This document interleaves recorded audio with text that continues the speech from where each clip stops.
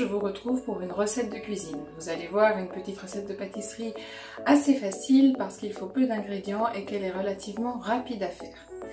Je vous retrouve tout de suite après avoir mis un tablier et surtout après qu'on se soit tous lavé les mains avec du savon et pendant 30 secondes au moins comme vous le savez. Allez, à tout de suite! Vous avez tous les mains propres? Alors c'est parti, découvrons ensemble les ingrédients de la recette.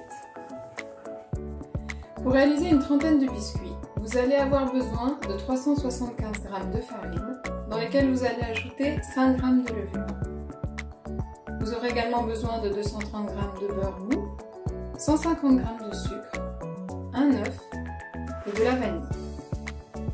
Si vous n'avez pas toutes ces proportions, n'hésitez pas bien sûr à faire ou à faire faire aux enfants des produits en croix pour avoir les quantités adéquates. Vous allez également avoir besoin d'ustensiles, une balance d'abord pour peser tous vos aliments, ensuite pour mélanger les ingrédients, un récipient. Pour le mélange, vous utiliserez soit votre huile de coude, soit la fée électricité. Vous allez mettre vos biscuits dans un four et pour réaliser différentes formes, vous pouvez utiliser des emporte-pièces. Je n'en ai pas chez moi, donc j'utiliserai un verre ou un couteau pour réaliser différentes formes. Vous êtes prêts? Allez, c'est parti! Voici donc la première étape de la recette. Vous mettez dans un récipient tout le sucre et tout le beurre et avec un fouet, vous allez maintenant les mélanger jusqu'à obtenir une consistance crémeuse. L'ensemble de nos produits mouillés est donc maintenant mélangé. On va y ajouter la vanille. Vous pouvez bien sûr y ajouter de la vanille liquide ou de la vanille déjà réduite en poudre. En ce qui me concerne, j'ai des gousses de vanille. Donc je vais en ajouter 2. Comme beaucoup d'entre vous savent certainement le faire, on fend la gousse de vanille en 2 pour récupérer les graines qui sont à l'intérieur. Voilà, je les ajoute à la pâte, je vais ajouter toute la vanille et puis je vais à nouveau donner un petit coup de mixeur. On va mélanger maintenant la levure à la farine et on va progressivement ajouter notre farine dans notre mélange. C'est toujours mieux si on tamise la farine, mais si ça n'est pas possible, la recette reste quand même largement réalisable.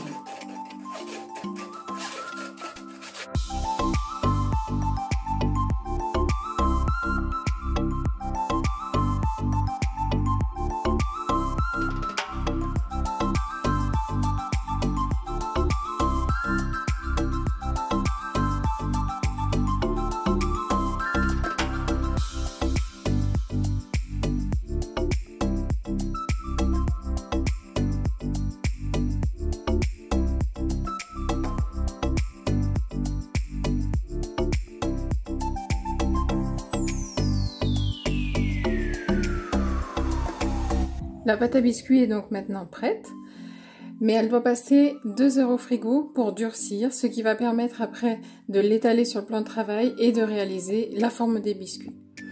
On met donc cette pâte à biscuits au frigo, recouvert d'un couvercle ou d'un film alimentaire juste pour éviter qu'elle prenne l'odeur des aliments qui se trouvent dans le frigo. Pendant ce temps-là, on fait la vaisselle et on se retrouve une fois que la pâte à biscuits a durci. À tout à l'heure! Après 2 heures, on récupère la pâte qui était dans le frigo, on met un petit peu de farine sur son plan de travail et on va venir maintenant l'étaler. Pour cela, vous prenez un rouleau à pâtisserie, je n'en ai pas mais j'ai pris une bouteille. On met aussi un petit peu de farine sur la bouteille et on va étaler notre pâte.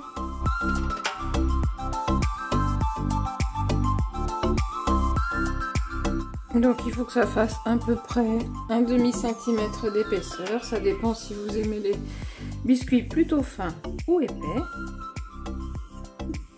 Voilà, une fois qu'elle est étalée, on va commencer à pouvoir faire des formes. Donc c'est pour ça que j'ai toujours mon petit gobelet. Je mets un petit peu de farine dessus aussi, ça va permettre d'éviter que la pâte accroche.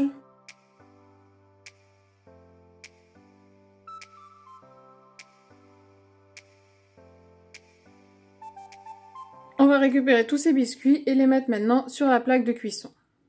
Le four est préchauffé à 180 degrés. Les biscuits sont prêts à être enfournés. Je n'ai pas de plaque de cuisson, mais j'ai mis Une feuille de papier d'aluminium et une feuille de papier sulfurisé, ça va éviter que les biscuits collent. Normalement, il faut remettre les biscuits 2 minutes au frigo pour qu'ils puissent se refiger un petit peu et qu'ils gardent une belle forme à la cuisson. Donc je vais les remettre dans le frigo 2 minutes, puis les enfourner dans mon four qui sera chaud à 180 degrés pour 8 minutes de cuisson exactement. Pendant ce temps-là, avec la pâte qu'il me reste, eh bien je vais reformer une boule, refariner mon plan de travail, la réétaler et pouvoir ainsi faire des formes jusqu'à ce que toute ma pâte soit utilisée. 8 minutes viennent de passer, je viens donc de retirer la grille du four. Je vais la poser sur ce magnifique dessous de plat. Voilà le résultat de la première fournée. Surtout, on n'y touche pas pendant 1 minute. Ça va permettre aux biscuits de durcir un petit peu. Après, on va pouvoir les enlever de cette plaque qui est très chaude, de cette grille qui est très chaude, pour les mettre sur une grille pour qu'ils puissent refroidir, pour ensuite être dégustés. Est-ce que vous avez bien compris? Parce que si vous avez bien compris, ça veut dire qu'on peut s'amuser. Je vous montre comment? Allez, c'est parti! Et voilà! Les biscuits tout beaux, tout chauds. Enfin, ils ne sont plus tout chauds, ils sont froids et je pourrais les manger. Et tout beau, c'est vrai, mais on peut faire beaucoup mieux. Cette pâte à biscuits, elle est à la vanille à l'origine, mais vous pouvez l'aromatiser finalement à plein d'autres goûts. Par exemple, avec des zestes de citron, de préférence un citron bio, ou avec du jus de citron, si votre citron n'est pas bio. Avec un peu de poudre d'amande, disons 2 ou 3 cuillères à soupe, avec de la noix de coco râpée dans cette pâte.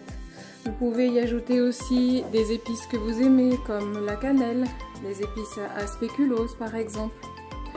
Vous pouvez y ajouter aussi pour les gourmands des pépites de chocolat.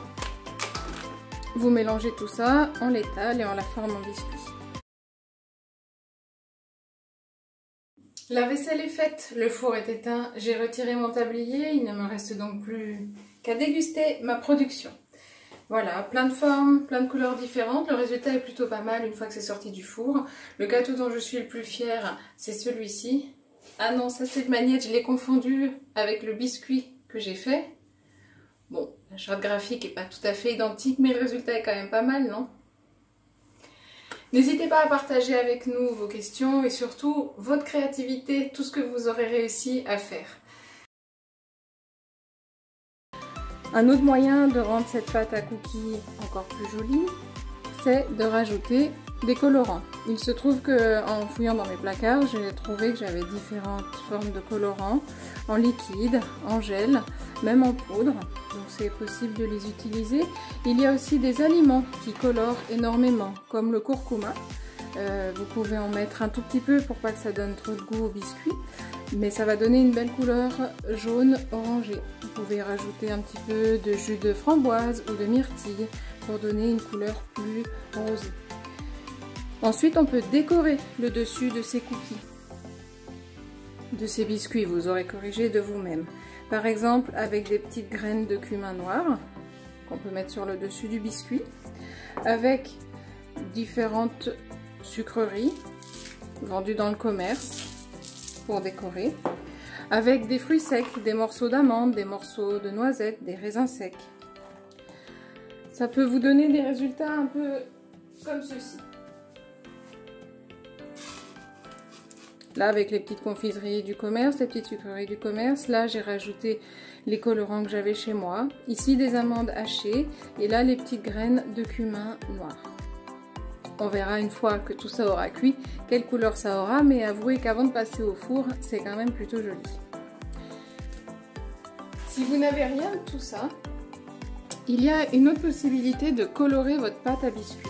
C'est de rajouter du cacao en poudre. Peu importe la marque, qu'il soit sucré ou non. Dans votre pâte initiale, vous en prenez une partie à laquelle vous allez rajouter du cacao, ce qui va vous donner une pâte beaucoup plus foncée. Ce qui va vous permettre, sur votre biscuit, de rajouter des petits morceaux comme vous le souhaitez pour créer différentes formes, différentes couleurs. Le résultat pourrait ressembler à ceci. Ici, j'ai rajouté de la pâte colorée. Et ici, c'est simplement une fourchette trempée dans le cacao que j'ai ensuite appliqué sur le biscuit.